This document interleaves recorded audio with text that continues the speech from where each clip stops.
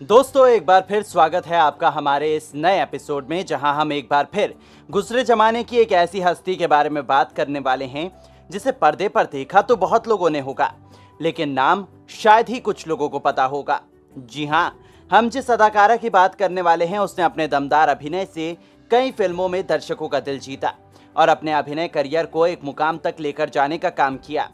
उसने कई दिग्गज अभिनेताओं के साथ काम किया। उसे कई दिग्गज अभिनेताओं के साथ काम करने का मौका मिला, जिसमें देवानंद से लेकर राजेश खन्ना तक शामिल हैं। 60 के दशक में लीड हीरोइन और साइड लीड हीरोइन का किरदार निभाने के बाद वो आगे चलकर कैरेक्टर रोल करने लगी। जी हाँ दोस्तों, और उस अभिनेत्री का नाम है इंद्राणी मुखर्जी, जिसने कई सुपरहिट फिल्मों में काम किया और अपने अभिनय का लोहा मनवाया। हालांकि आज के समय बढ़ती उम्र के चलते उन्होंने फिल्मों से दूरी बना ली है, लेकिन अपने परिवार के साथ वो बेहद खुश हैं और अपनी बची हुई जिंदगी अच्छे से गुजार रही हैं। आज के इस वीडियो में हम आपको उनके शुरुआती जीवन के साथ उनके फिल्मी करियर और निजी जीवन के बारे में बताएंगे, साथ ही उनसे जुड़ी कुछ रोचक तथ्यों के बारे में भी बताएंगे। तो जानने के लिए वीडियो के अंत तक बने रहें। अगर बात करें उनके शुरुआती जीवन की, तो इंद्राणी मुखर्जी का जन्म 1 मार्च साल 1942 में यूपी के प्रयागराज यानी कि इलाहाबाद में एक बंगाली परिवार में हुआ था। उन्होंने अपनी स्कूलिंग वहीं से पूरी की, लेकिन 9वीं कक्षा के बाद वो कलकत्ता चली गईं, जहां से उन्होंने अपनी आगे की पढ़ाई पूरी की। आपको बता दें कि बचपन से ही उन्हें अभिनय का शौक था, इसलिए आगे चलकर उन्होंने अभिनय को ही अपने करियर के रूप में चुना। खैर, फिल्मी दुनिया में उन्हें लाने का क्रेडिट फिल्मकार विमल रॉय को दिया जाता है, क्योंकि उन्होंने ही इंद्राणी मुखर्जी को अपनी फिल्म में बतौर लीड हीरोइन के रूप में मौका दिया था। जी हाँ, स्क्रीन टेस्ट के बाद विमल रॉय द्वारा उन्हें अपनी फिल्म के लिए सिलेक्ट कर लिया गया और उसके बाद आगे इतिहास बन गया। दोस्तों, उनकी पहली फिल्म का शीर्षक था उसने कहा था, जो साल 1960 में रिलीज हुई थी और जिसे मोनी भट्टाचार्य जी द्वारा निर्देशित किया गया था, जबकि इस फिल्म के निर्माता विमल रॉय थे। ये एक हिंदी ड्रामा फिल्म थी जिसमें सुनील दत्त नंदू किम्भोग के भूमिका में नजर आए और उनके साथ नंदा लीड हीरोइन के रूप में नजर आईं।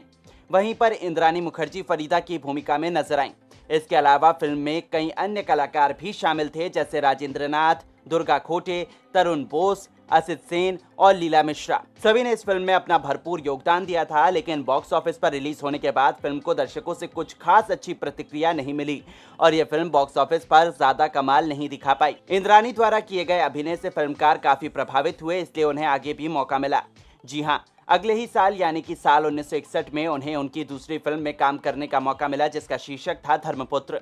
इस फिल्म को यश चोपड़ा द्वारा निर्देशित और बी आर चोपड़ा द्वारा निर्मित किया गया था। इसमें शशि कपूर और माला सिन्हा लीड रोल में नजर आए, जबकि इंद्राणी मुखर्जी मीना की अच्छी खासी भूमिका में दिखाई थी और उनके साथ नजर आई तबस्सुम। फिल्म में कई अन्य सहायक कलाकार भी नजर आए। बॉक्स ऑफिस पर रिलीज हुई इस फिल्म को दर्शकों से कुछ खास प्यार नहीं मिला और यह बॉक्स ऑफिस पर फ्लॉप हो गई। हालांकि इस फिल्म के गानों को पसंद किया गया था और इस फिल्म का एक गाना सारे जहां से अच्छा हिंदुस्तान हमारा मोहम्मद इकबाल द्वारा लिखा गया था। इसने अवार्ड भी जीते थे, लेकिन कमर्शियली यह फिल्म अधिक कमाल नहीं दिखा पाई। दोस्तों, फिल्म तो कुछ खास कमाल नहीं कर पाई, लेकिन इंद्राणी मुखर्जी को थोड़ी बहुत लोकप्रियता हासिल हो चुकी थी और उन्हें उनकी तीसरी फिल्म भी मिल गई, जिसका शीर्षक था शादी, जो साल 1962 में रिलीज हुई थी। इस फिल्म को हरगोविंद दुग्गल नाम के एक प्रोड्यूसर द्वारा प्रोड्यूस किया गया था। इसमें धर्मेंद्र, बलराज साहनी, मनोज कुमार जैसे मशहूर अभिनेता दिखाई दिए, जबकि सायरा बानो, इंद्राणी मुखर्जी और सुलोचना लटकर जैसी अभिनेत्रियां भी दिखाई दी। इसके साथ ही कई अन्य कलाकार भी इस फिल्म में नजर आए। सभी के अभिनय को काफी पसंद किया गया था और दर्शकों से इस फिल्म को औसत प्यार मिला। हालांकि फिल्म ने अच्छी कमाई भी की थी। खैर, अपनी तीसरी फिल्म के बाद इंद्राणी मुखर्जी को आगे चलकर एक और फिल्म में काम करने का मौका मिला, जो उनकी चौथी फिल्म साबित हुई और जिसका शीर्षक था लागी नाही छूटे राम। हालांकि ये एक भोजपुरी फिल्म थी जिसमें उन्होंने काफी शानदार अभिनय किया था। साल 1963 में आई इस फिल्म में नासिर हुसैन और कुमकुम जैसे मशहूर कलाकार लीड रोल में नजर आए। फिल्म को दर्शकों से एक औसत प्रतिक्रिया मिली। अपनी चौथी फिल्म के बाद वो आगे कई अन्य फिल्मों में भी नजर आईं, जिसमें गृहस्थी, सुहागन, हकीकत, शहीद, भरत मिलाप, आखिरी खत, हीर रांझा, आन मिलो सजना, धर्मवीर, लावारिस, नया जमाना, भाई हो तो ऐसा, परछाइयाँ, दिल का राजा, राजा रानी और शैतान जैसी फिल्में शामिल हैं। उन्होंने हिंदी फिल्मों के अलावा कुछ बंगाली फिल्मों में भी काम किया और भोजपुरी में भी वो नजर आईं। शुरुआती दौर में हीरोइन का किरदार निभाने वाली इंद्रानी आगे चलकर कैरेक्टर रोल में नजर आने लगी और वहां भी उन्हें ढेर सारा प्यार मिला। 80 के दशक तक उन्होंने लगातार फिल्मों में काम किया और लोगों को रोमांचित किया, लेकिन 1985 के बाद वो फिल्मों में नजर आना कम हो गई। काफी लंबे समय बाद साल 1997 में वो एक बार फिर फिल्मों में नजर आईं। जी हाँ, और उस फिल्म का शीर्षक था निर्णायक। उसमें उन्होंने नीलम की भूमिका निभाई थी। वैसे उनके अभिनय करियर की आखिरी फिल्म थी आलो छाया और ये एक बंगाली फिल्म थी जिसमें उन्होंने मॉम की भूमिका निभाई थी। हालांकि उनकी आखिरी बॉलीवुड फिल्म साल 1997 की फिल्म निर्णायक ही थी। आपको बता दें कि उन्होंने कुल 70 फिल्मों में अभिनय किया और दर्शकों को रोमांचित किया है। दोस्तों, इंद्राणी मुखर्जी अपने निजी जीवन में काफी खुश हैं। उनके पति का नाम कृष्णलाल खन्ना है, जो कि एक पंजाबी खत्री परिवार से बिलोंग करते थे और एक सफल बिजनेसमैन भी हैं। शादी के बाद दोनों पति पत्नी नासिक शिफ्ट हो गए और वहीं पर अपनी गृहस्थी बसा ली। इंद्राणी के 4 बच्चे हैं, 2 बेटे और 2 बेटियां। उनके नाम हैं अनिरुद्ध खन्ना, दीपांकर खन्ना, दीपांजलि छापाले और मोयना बनर्जी। उनके दोनों बेटे अनिरुद्ध और दीपांकर खन्ना शादीशुदा हैं। अनिरुद्ध की पत्नी का नाम अंशु खन्ना और दीपांकर की पत्नी का नाम निकिता खन्ना है। सभी वेल सेटल्ड और वेल एजुकेटेड हैं। फिलहाल के लिए इंद्राणी के दोनों बेटे नासिक में उन्हीं के साथ रहते हैं। बात करें उनकी दोनों बेटियों की, तो उनकी बड़ी बेटी दीपांजलि छापाले वो भी शादीशुदा है और उनके पति का नाम राहुल छापाले है। दोनों पति पत्नी लंदन में रहते हैं और दोनों के 2 बच्चे हैं, एक बेटा और एक बेटी। बेटी का नाम अवंतिका है और बेटे का नाम विक्रमादित्य है। वहीं पर इंद्राणी मुखर्जी की छोटी बेटी मोयना बनर्जी भी शादीशुदा है और उनके पति का नाम राहुल बनर्जी है। मोयना के 2 बच्चे हैं, जिनका नाम रणवीर और निवेदिता बनर्जी है। बात करें उनके माता पिता की, तो वे ब्राह्मण समाज से बिलोंग करते थे।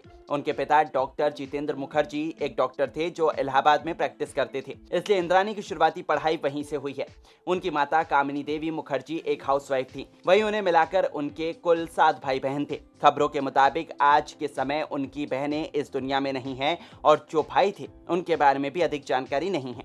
खैर, इसमें कोई दो राय नहीं है कि वो एक मंची हुई अभिनेत्री थी जो अपने अभिनय से दर्शकों का काफी मनोरंजन करती थी। लंबे समय से अभिनय की दुनिया में एक्टिव रही इंद्राणी मुखर्जी अब फिल्मों में नजर नहीं आती हैं, क्योंकि वो अपने परिवार के साथ एक खुशहाल जीवन बिता रही हैं। बढ़ती उम्र के चलते भले ही वो अब फिल्मों में नजर नहीं आती, लेकिन उन्होंने फिल्मी दुनिया में जो योगदान दिया है उसे कभी भुलाया नहीं जा सकता।